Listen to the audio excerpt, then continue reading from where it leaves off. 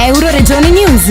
Trieste, la politica nazionale, la storia e la geografia.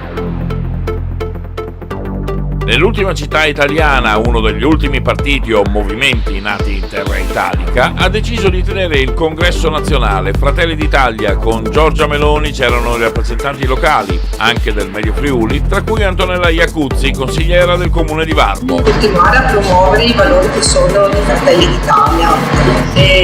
Abbiamo avuto recentemente il congresso e da lì sono emerse diverse idee, diverse tesi per promuovere il lavoro.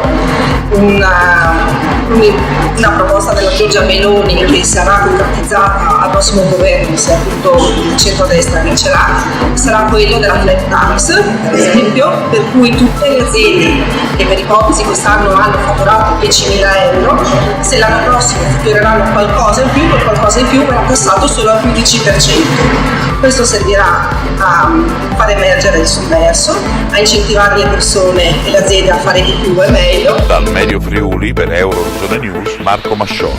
Euroregione News.